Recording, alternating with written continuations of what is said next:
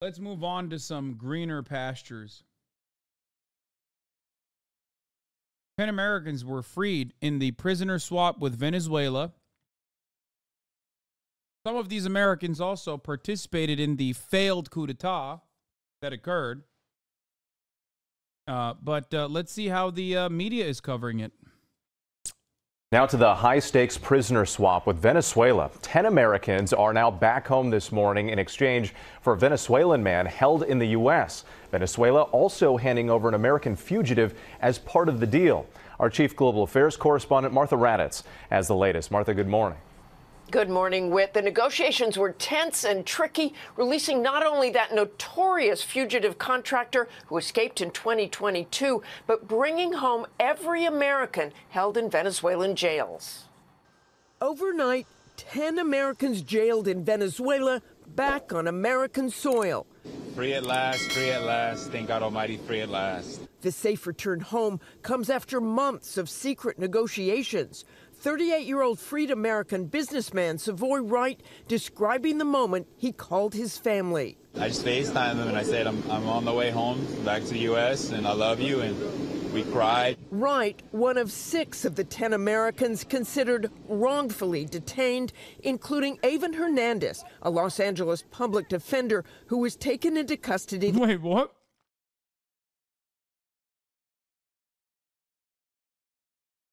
Bro. Listen to me. You don't have to be a big fan of Maduro. I certainly am not. But the notion that, like, these motherfuckers are wrongfully detained, like, what do you mean? What are you saying? No, they're not wrongfully detained. It's like the most rightfully detained person, dude. It's not like they were there to fucking, you know, look at the Venezuelan beaches and shit. They literally, unironically try to do a fucking coup. It's like the one thing that everybody understands is like, all right, that's a good detention. Like that's a valid detention.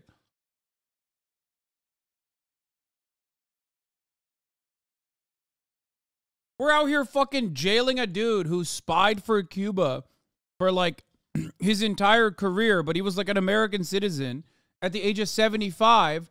And then simultaneously being like, dudes who literally put their fucking boots on Venezuelan soil to do a failed coup d'etat, which sucked dick. Like, they couldn't even fucking do it. Like, those guys were wrongfully detained. Who's rightfully detained then?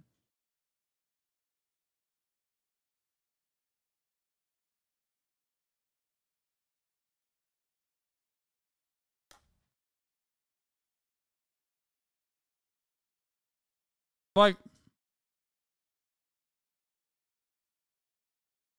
I think I'm pretty fair and balanced on this issue. You know what I mean? Like Brittany Griner, wrongfully detained. It's fucking ridiculous. These dudes absolutely rightfully detained, okay? I know, they didn't even technically make it to land because a fisherman caught them, which is crazy. Dude, look, I'm fair and balanced, boys. I'm fair and balanced. Everybody gets to see an ad at the top of the hour, okay? Unless they're subscribed for $5 or free with a Twitch Prime by connecting their Amazon Prime account to their Twitch account, where they get 1 free Prime subscription a month.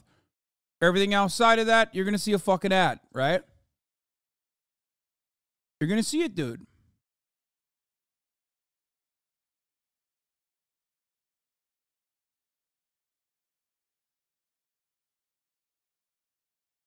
Here's a 3-minute ad break now. Last year near the border, accused of being a spy. All you think about when you're in prison is how you didn't appreciate being free. Hernandez thanking President Biden for what he calls a difficult decision. He got us home, and we're with our families, and so we're incredibly grateful, all of us. Also returned to the U.S. I'm not gonna lie. I would keep these motherfuckers specifically because of how bad they are at their jobs. I've said this before. Like, if you're going to spy there's an entirely, or if you're going to do a coup, like, you have to be at least some level of successful. But if you put it together and you're dog shit, no, man, you got to burn that asset. Like, what are we doing here? What is this willingness to give participation trophies to the worst fucking dudes on the planet? Like, our defense contractors are dog shit now. All you're doing, if you're Joe Biden at this point, all you're doing is literally just, you know, giving rewards for failure. Okay? You're telling to the rest of the defense contractors out there, oh, you don't have to try hard.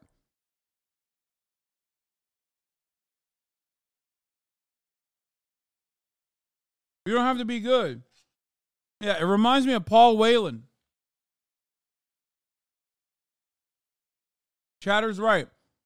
It's like Paul Whelan is the worst spy of all time, man. Like, he kind of deserves it. That's a L. That's a L. Like, what the fuck are we doing? Like, our defense contractors have gotten so much worse. Neoliberalism is literally fucking destroying the standard, the golden standard that at least one industry used to have. This is a country, this is a nation that has been able to do fucking like hundreds of coups d'etats at this point.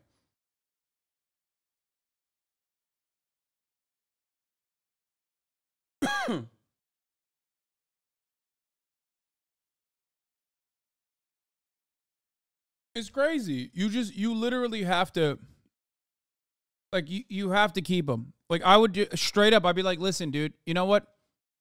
I'll give you whoever you want. Keep the fucking defense contractors.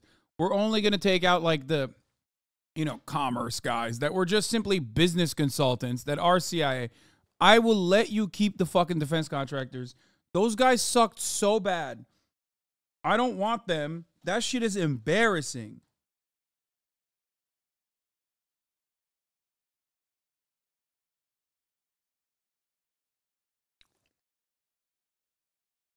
What are we doing?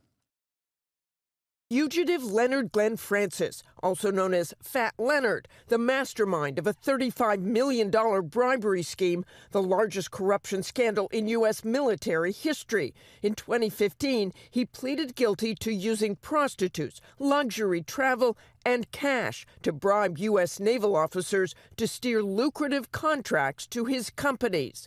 Here is Francis on an investigative podcast produced by Project Brazen in 2021. Everybody was in my pocket.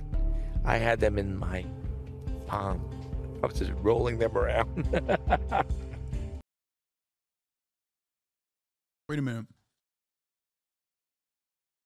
We have CIA podcast now? It's done. It's over.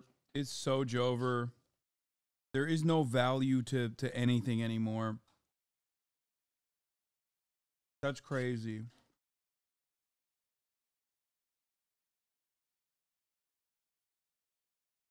Pack it up. Pack it up, boys.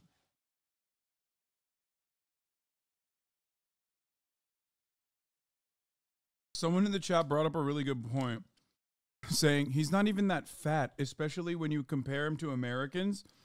So I don't know where we get off calling this motherfucker Fat Leonard. They're like, this is the fattest guy in Venezuela. They don't have a lot of food. They look at this guy, they call him Fat Leonard because he's the fattest dude in his neighborhood, in his village.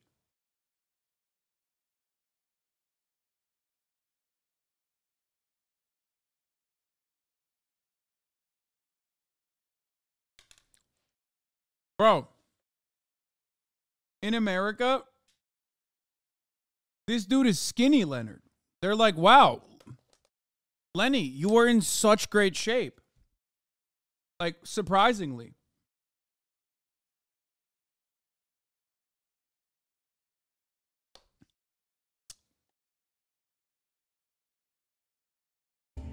And then I could just move the carriers like, you know, paper ships in the water.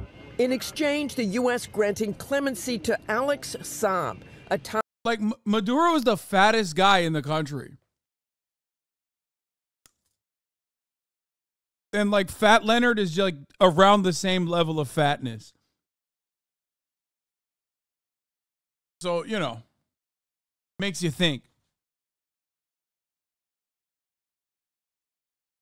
Top ally of Venezuela's authoritarian president, Nicolas Maduro. Saab greeted on the tarmac by his wife and daughters. Gracias al pueblo de Venezuela. Saying, this is also a bit of an L for Maduro. Because it's like, after a certain age, once you hit 40, I don't think you should be allowed to have a man bun like that. And this dude is like at least in his 50s. And if that's the case, you can't release him from prison. You got to be like, no, dog, you have to. You have to cut your hair.